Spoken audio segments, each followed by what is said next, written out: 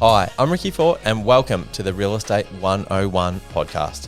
Join me as I lift the lid on the real estate industry and share some great stories from behind the scenes. Like and subscribe and enjoy this episode. Welcome, ladies and gentlemen, to another episode of Real Estate 101. I'm Ricky Forte from Geelong Real Estate Co. Very special guest today, John O'Brien from Henning Property. Mate, welcome. Thank you, Ricky. Lovely to be here. I'm already annoyed because you've given all your juicy stuff before the show even started to Brandon here, but we can't go any further before we talk about you've got a musical background. I do, in another lifetime, and my wife said to me this morning, don't give it away, you know. You've got to focus on talking about property, otherwise 10 seconds into the show and you've gone against the wife. Exactly, otherwise you'll go down a rabbit hole. So I do and know Brandon well, and so I was sort of a country folk singer in another life. So good. Which was a lot of fun. So good. You've got the voice for it, so... Yeah, husky. Sexy. I like it. I like that. That's a nice way to describe Mate, it. Thank you. Let's go way back. I know you've sent me through... You're the most organised bloody guy I've ever met. You sent me through the most comprehensive responses, but my style is very much similar to Brandon's. We just... just make it work. Perfect. So, mate, let's crack on. Tell us about your background, where you grew up, your folks, if you're an entrepreneurial family, stuff like that. So tell us about John O'Brien. Yeah, look, Ricky, I'm a local boy, so was born here in Baxter House, which is now defunct, no longer exists, but one of 5 kids, so I got 4 sisters. There was a Baxter House in Ballarat and that was a loony bin. Yeah, okay, that'd be right. Yeah, so I was born in a loony bin. I was lucky enough to grow up in a big family in Highton, 4 sisters in the middle of those. And mum and dad. Who was musical? We've often asked this question.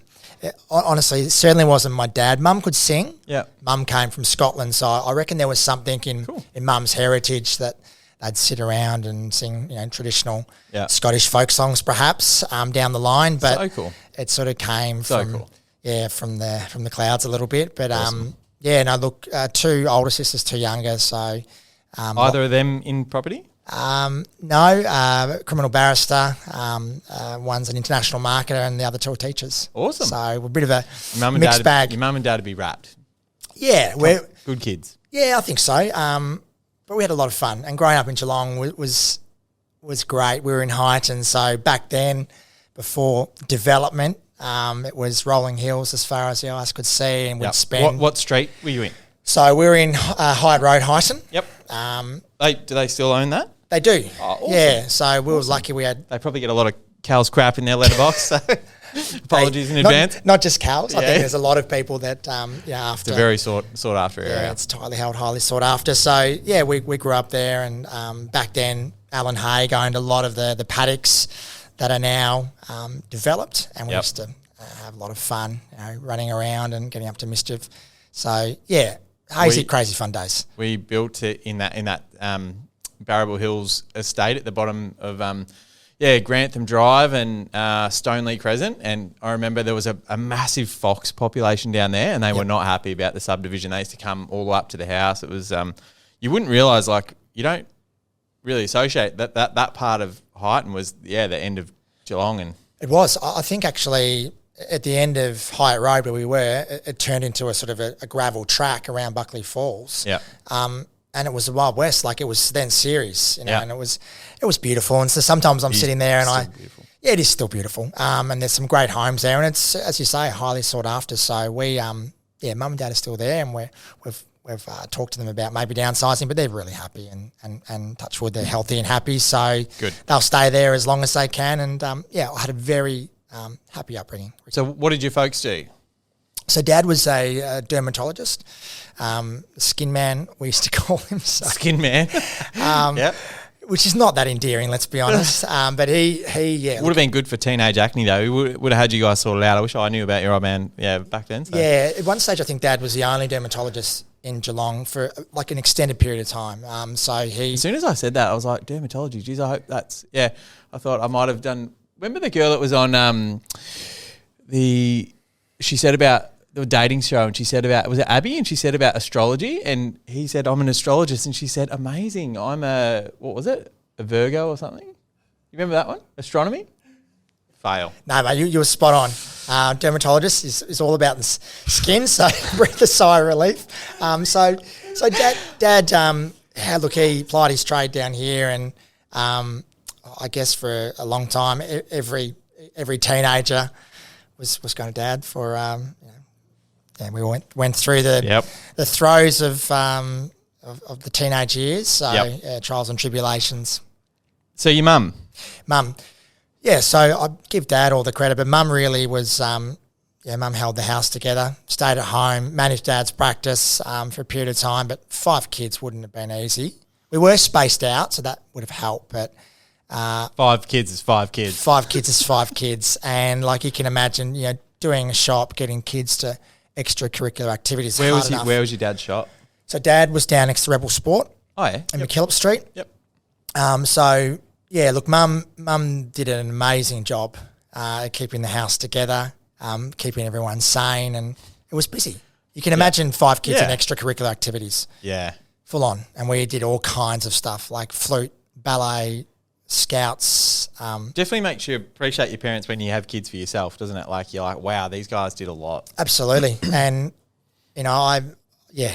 even now we're not quite in that age of, the after-school activities, maybe for my 5-year-old, but it's busy just with one. So I don't know how Mum did it, but she did. What sort of stuff's the 5-year-old?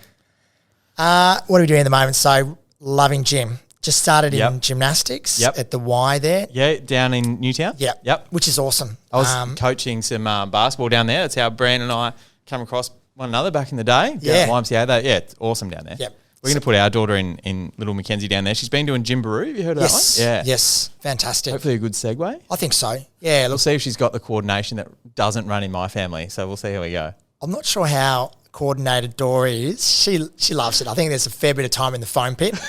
So when we say gymnastics, I'm not sure loose. How regimented it is. We keep it loose. I get that. But it's amazing. She does that. She's looking to do some ballet. We do swimming twice a week. And we sort of lost a little bit of momentum during that COVID period where, let's be honest, we couldn't do anything. Yeah. So she's really taken up the activities and embraced it, which is good. Yep. Any singing in the little one?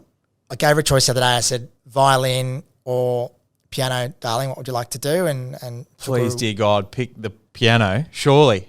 I know, the dying cat. I gave her the choice though, and she said violin. So there we go. It's funny though, I ran into a friend of mine yesterday and she put out some classic footage. She's got 5 kids and her son is learning the trumpet. Oh, God. And those sort of early stages, preliminary stages of learning the trumpet are brutal. I remember my folks had the recorder and even that was fucking horrible. No. Look, I reckon the trumpet probably supersedes the recorder. It was classic, this footage. You can get the thing that goes in the end, doesn't it? They quieten it down a bit. Full set. Yeah. Yeah, no, he didn't have that, the young fella.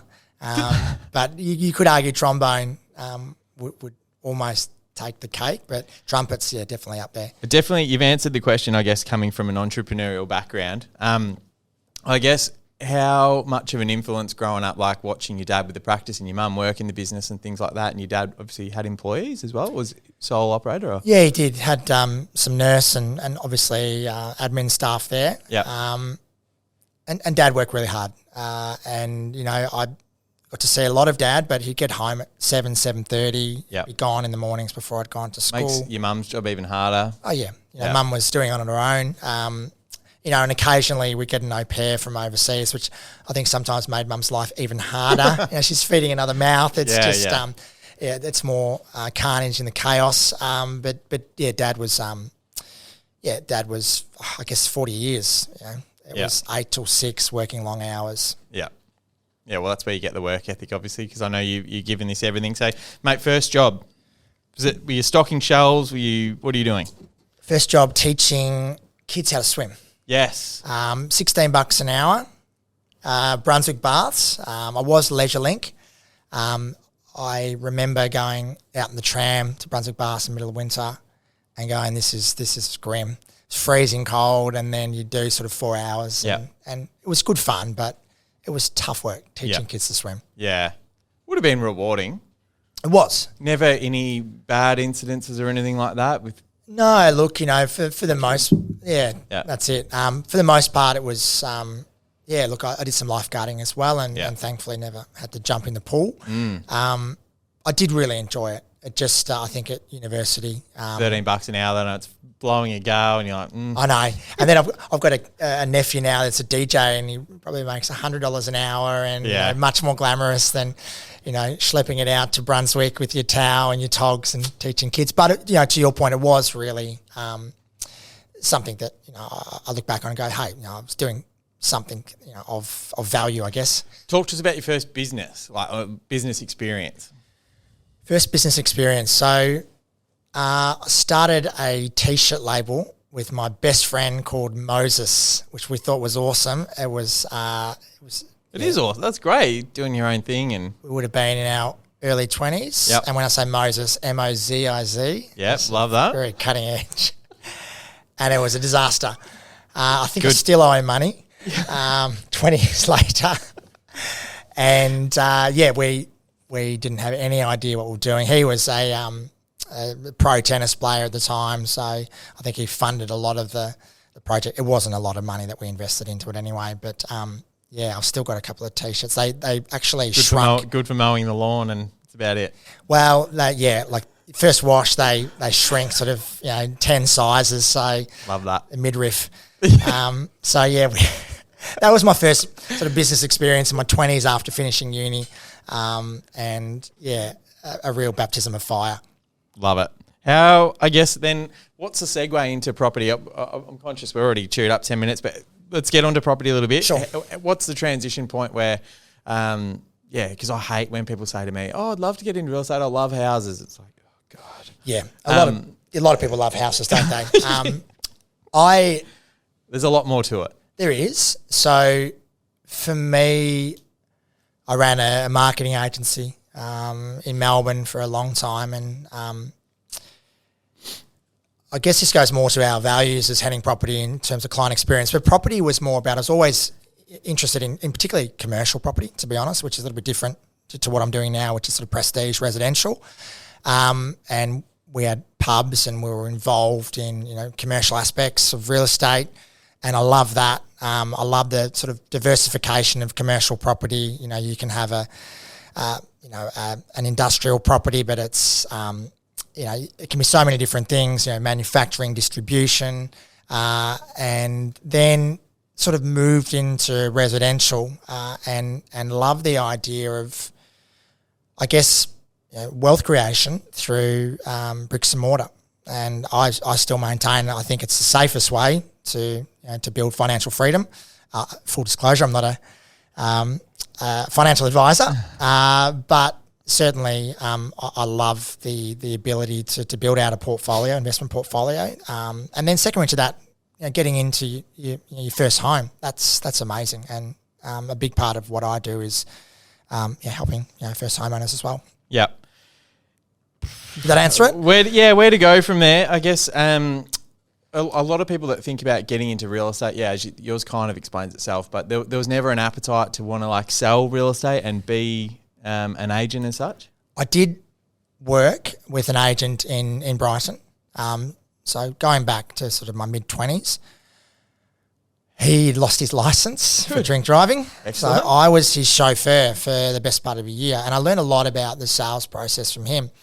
And he was working in quite a niche market in Brighton and around Sandringham there and Hampton. Which agency? Oh, gosh, it was a Mulcahy & Co. That'd be right, looking back. I can't even remember now. Got a good friend that, it's dominating that market, Richard Slade from Buxton, around that. It's beautiful real estate. Yeah, beautiful real estate. And, I sort of went along with him, and this would have been sort of mid-2000s. Yep. So I got a sense of, his role there, and it wasn't that I didn't want to get into sales. It just was something that I sort of parked and then came back to real estate a little bit later in my professional career.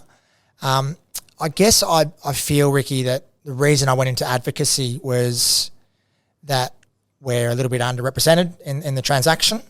It's a fairly blue ocean in terms of, buyers, advocates, and in some ways, level up the playing field. Obviously, a vendor's always represented by their sales agents, so we come in and represent the interests of the purchaser.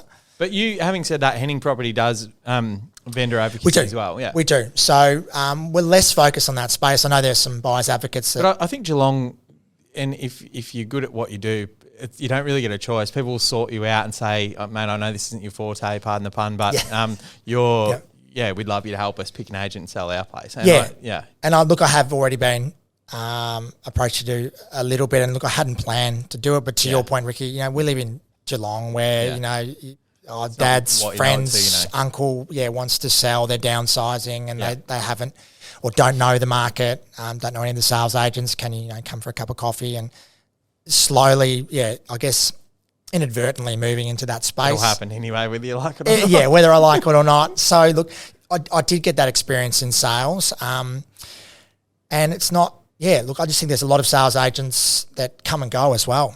Not just in the Geelong market, but you'd say it. They come in. I wish they'd go quicker. There you go. There you go. And look, no, I get it. It's a low bar, and I kind of think you're a bit like Batman. I guess you got to, there's needs good people. Yeah, but good sales agents, they endure as well. So it's like anything. If you're good at what you do and you create a brand and good business client rapport, a lot of what I do, as I say, is referral based. So I'm working with mortgage brokers, financial advisors, and sales agents. I need to have a good business rapport with them. Henning Property, where did the name come from, Henning? Yep. So that is my sort of tribute to my grandfather, Ricky, who was a Geelong gentleman. And he was a dentist, didn't particularly like his job, my grandpa. In fact, I think he really disliked his job, pulling out teeth every day, and he was on his own. Yeah. But he was John Henning O'Brien, and for me, he was sort of my ultimate hero and represented all the good things that I think a good human being should possess. Was a World War II vet. That's a good nod. Yeah, good nod to him. So Henning Property is my tribute to Grumps, as we called him, who was up on a Fraser Street for 40, 50 years, and kids are up at Joey's, and they were part of the Geelong furniture. So nice. Yeah, miss him, and this is a way that I get to sort of, love that. Give him a gentle nod. Good work. Mate, talk to us about building a business from scratch. Obviously, mine's pretty well documented, but designing a name and a website and a colour scheme and your values and just how does that start? Is that just on the back of an envelope and you're just writing things down? Is it days, weeks, months, years? What does it take to get something up and running where you change your voicemail to John O'Brien from Henning Property? Yeah.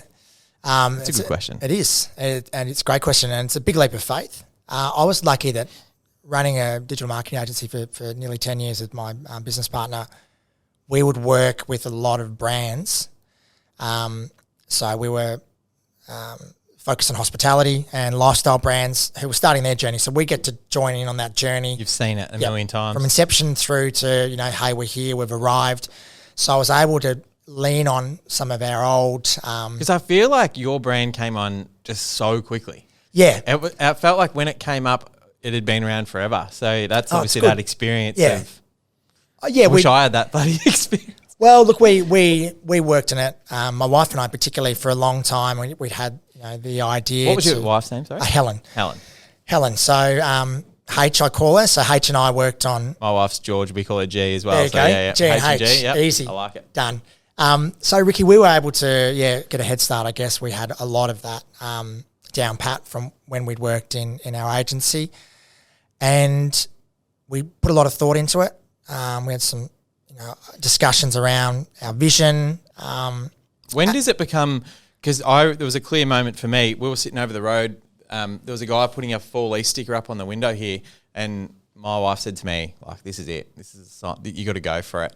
I guess, and I know H would have been, I guess, the same thing for you. There's a point where she's sick of hearing you talking about this idea of a business and encourages you to take that leap of faith. What do you remember that day and that conversation where you made up that decision, whether it be internally or with someone else? You're like, this is what I'm going to do. Yeah, and it was my wife. And, she's my confidant, my right-hand woman. And it was a conversation around, I'd helped my sister. So my older sister moved from North Carlton to Newtown in and around COVID. I think the last lockdown was the final straw. Yep. and I help facilitate something off market. And we'd been talking about going into an advocacy business for a while, and Helen said, "This is the moment. You've just done it. You've just done it, and you've had all this experience. 15 years of sort of commercial business experience.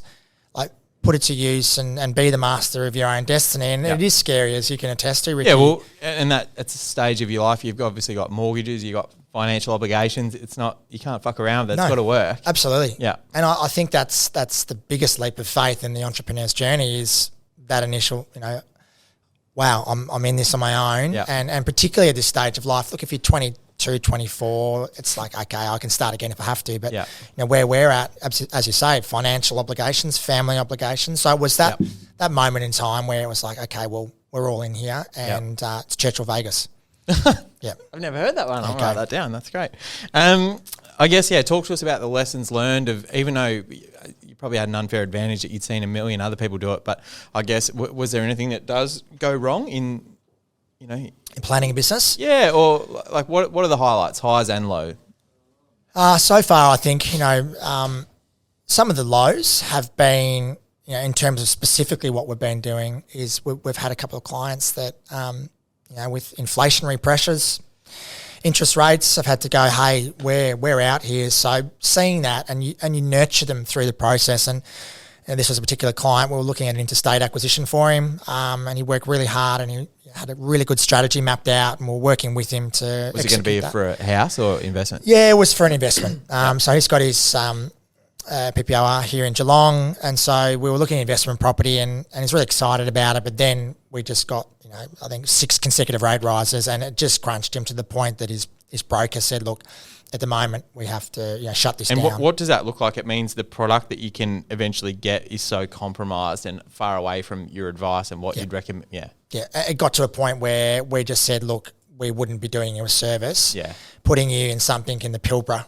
We were looking over in WA, up in a one-horse mining town that does not make sense for us. We'll focus specifically on capital growth. It was a buy and hold over 15, 20 years. And we were just geographically kept pushing out where we could buy. This doesn't make sense. Because of the budget. It didn't make sense. So that's been hard, coming into property and seeing. I'm sure there's a million versions of that same story, and I guess you being a service-based industry, you're putting so much into it and not being able to actually execute the transaction, which is where the financial remuneration is for you, and you're like... Absolutely. And they're just a big kick in the arse that you don't enjoy. No, and you put time in and energy, and so that's been hard, in the more recent market. But I think I'm pretty bullish about where we are locally. We could talk forever about that. But that's been some challenges we've seen, with some of the financial pressures that both families, owner-occupiers and investors are going through at the moment. Highlights, buying for first homeowners every day of the week. Yeah, it's an awesome feeling. It's amazing, and it was only recently we bought something off market in 6 days in Herne Hill for a client that was running out of time. She came to me, pre-approval, about to lapse, stuff like that. Yeah, correct. And there was got to be out of a lease. There was a bunch of things as well in the background that were complex. And the broker came to me and said, "We've got to buy in 2 weeks," and we just went hunting. I think that's awesome because that's obviously shows there's so much trust lined up. Yeah, no one's buying a house in 2 weeks. I'll give you the tip. No, you're right. But that's just a backstory of so much trust. And look, I've got a great rapport with this mortgage broker, and I'd gone to the auction with my client, and I let her bid. It was literally day one, and she missed out. And the look in her face, it really hit me. And I jumped in the car. It was a Saturday, and I got on the phone, started ringing agents, said, "Look, ringing everyone I can talk to, and what have we got?" And then eventually something came through that afternoon. Able to go through it the next week, so it becomes very personal. Yeah. And whether that's a good or a bad thing, I don't know. It's a good thing. It has to be a good thing. I know it's more taxing on you emotionally and stuff, but that's how you get the best outcomes for people. And my guys, we call it the real estate emotional roller coaster because, the price might have started off here and it's ended up lower, and then that buyer wants a subject to building inspection, it fails the building inspection, or the finance application draws out. It's a hard road. And I said to the guys, as soon as you're immune to that, it's time to get out. Yep, I agree. So I really take that on, and and this particular case, it went well for us, and we're able to find her something. She moved in, and I sort of followed that journey, and that's been one of the highlights. And look, it's funny, and I love that that's one of your highlights, mate, because I know financially, like a first home purchase or whatever is not going to be anywhere near as financially rewarding for you as what some of the other deals that you've done. But it's impressive that that's one of the more things closer to your heart. It's a good sign. Yeah, look, I think because obviously real estate's so financial. Like people can really be swayed by money. It does a lot of good and bad. So yeah, I love that was one of your highlights. Yeah, and we sort of work with both ends of the spectrum in terms of budgets. Well, good segue. Hold that thought, because what's the difference obviously between working with buyers and sellers, and like what's your, whether it be on market or off market, what's your highest sale price at this point? Circa. Why do we? I hate that. Anyway, circa. Is it Latin? I don't know. Whatever. Roughly, what's the higher end? 3. Yeah. 3 mil. Yeah. I've got a client brief for 6. You've got 3 mil lying around, Brandon. Yep. There you go. Yeah. Okay. It's good. In the car. Yeah. Yeah. I've got a client brief for 6 at the moment, so that's $6 million. $6 million. $6 million. Jesus. Yep. Cash buyer. Yeah. Like when you think about it, what percentage of real estate in Geelong is even worth $6 million? Like it would be have to less than 2 or 3% of all real estate in Geelong would be worth that. It'd be a very, very small slice. Look, it makes your job surely nearly impossible. Look, full disclosure, without giving away where I'm buying, but it's Surf Coast. Yep. So something that's perched, overlooking the ocean. Probably do get prices in the vicinity of 6 down in that neck of the woods. Yeah. So that's been how exciting! An exciting process. What's the difference, I guess, then from someone spending $300,000 on a 1-bedroom unit in Herne Hill to $3 million or $6 million? What's the difference in? Because I have no experience with customers at that level, so I'm genuinely interested to hear. But what's the difference in customer expectations, or just what sort of people are they? Yeah, look, I've been lucky, and I don't have a lot of these sort of prestige clients, as you say. They come along like a blue moon, but they typically understand the process a lot better. So they can be away on holiday, and you'll talk about bushfire overlays, and they get it. They understand the intricacies of making an offer and what's involved with the building and pest inspection. And I guess whereas at the other end of the spectrum, they want to be involved in everything. They don't necessarily always understand, especially if they're a first homeowner, so you have to work them through the process. So it's much more engaged, whereas... Isn't it funny that there's more work and it's less financially rewarding? Yeah. Because it's more, I guess, you're working with people with a lot less life experience than someone that's potentially, got a successful business or... purchased properties before, an existing portfolio. Yeah. So you're right. So they've gone through it. And they know, that's why they probably see value in what you do, and you go, you know what, this guy's got 24 hours in a day that I don't. This guy's got the relationships with the real estate agents. Like you said before, you can pick up the phone. Agents will take your call late on a Saturday because they know you mean business. Yeah, look, and I think that helps, in my own relationships, but certainly, there's my experience, and others might beg to differ, but my experience is there's more work at sort of the lower end for first homeowners versus 6 mil, and a lot of the time, and they're away on a yacht in the Mediterranean. Oh, arseholes. Drinking Campari and sodas, and, you catch them on the phone for maybe half an hour. What a lifestyle. What a life. How do we get there? I know. Just keep trucking. Keep plugging doing, away. Keep doing what we're doing. That's it. Surely like a lot of that sort of has to be generational wealth. And again, that's probably like a different customer as well. That was one of the ones I wanted to ask you. Like, who is your ideal customer? What do they look like? Give them an avatar. Yeah. So we've redefined this a little bit, Ricky. We are sort of now looking at first homeowners, investors, but in terms of demographics, working professionals that are really busy, doctors, lawyers, accountants. People on yachts in the Mediterranean. People on yachts in the Mediterranean. IT professionals, mum and dads, that are working hard for their families, either looking to buy into Geelong and the region, or they're here already and wanting to upsize into lifestyle acreage potentially down in Jack or Chalker hinterland, which we're doing a bit of work on at the moment. And then really the investors, they don't have time to deal with, the research, the due diligence, finding the market. So we are moving more towards a model where we're $800,000 plus. Yep. And it goes back to what I was saying earlier. It's just there was a lot of work, sort of sub 800. Yep.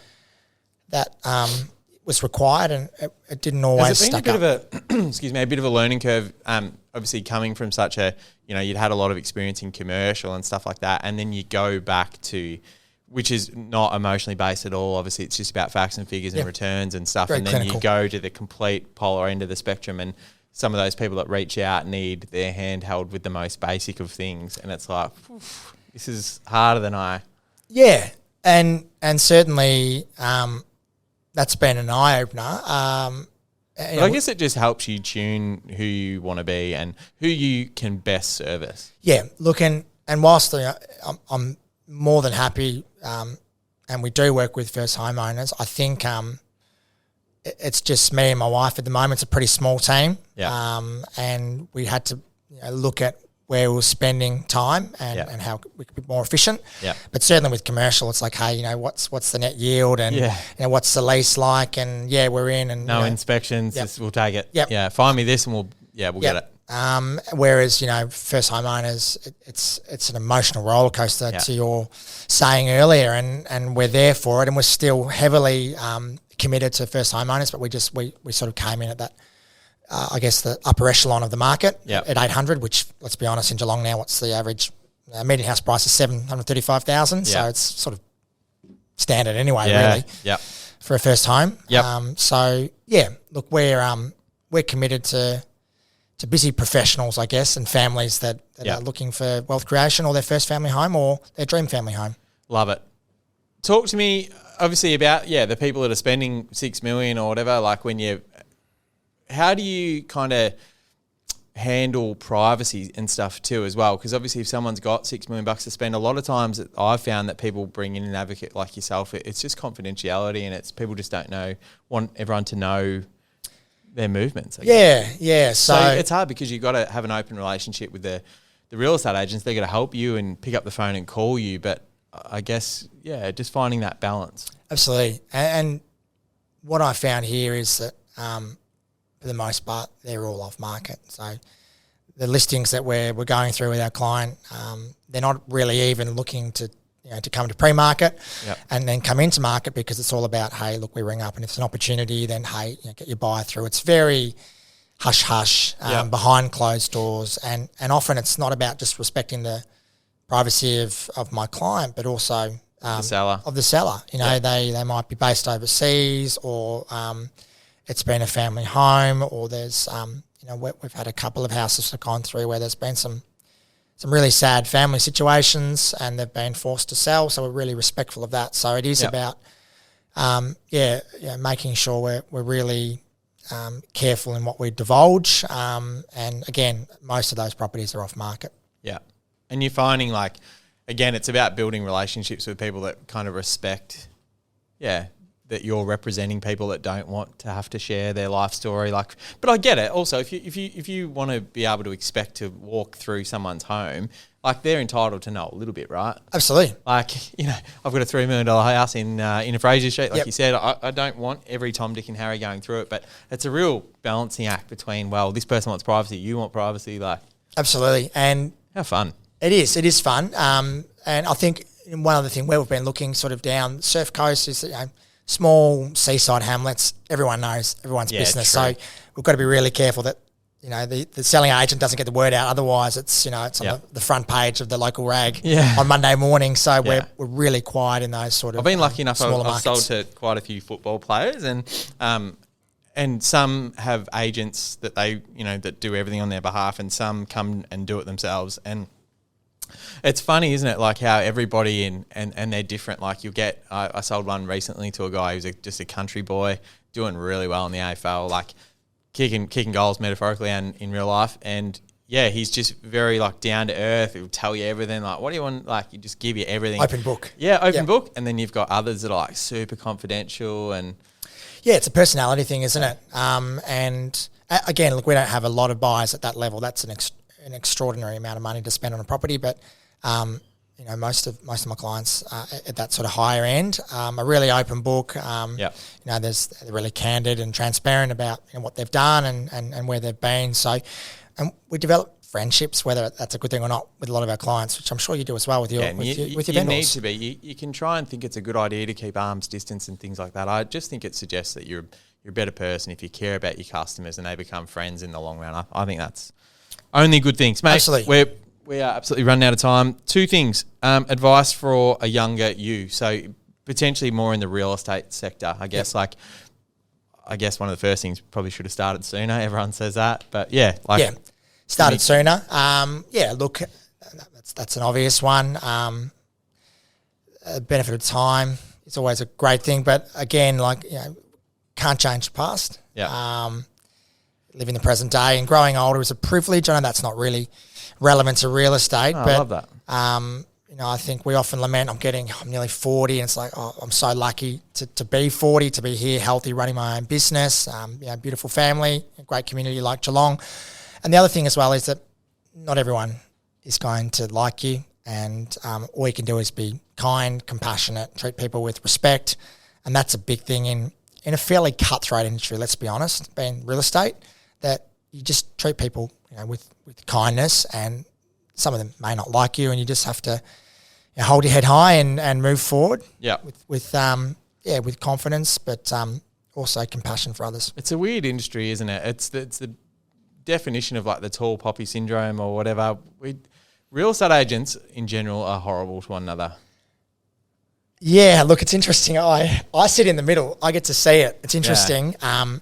Don't deal with him or her. They're this or they're that. It's even just pitching for business. I lost one yesterday to Nicole Andrews of a little house coming up in Hope Street. Yep. And the buyer flat out said to me, the seller flat out said to me, I was the only agent that didn't go in there and shit can other people. In fact, I talked up Nicole and how when I was starting my agent, she was really generous to me, and she was babysitting my my rent roll in its infancy and stuff like that. I just think there needs to be more. Just advocate for yourself and do what you're doing. And you got my mum used to say, you got nothing nice to say, don't say anything at all. Just keep it to yourself and swim in your own lane. So that's good advice, mate. Yeah, I think it'd be nice if there was more collaboration within the real estate industry, but I guess it's been that way for a long time. Maybe things will change. Who knows? They'll follow your suit, mate.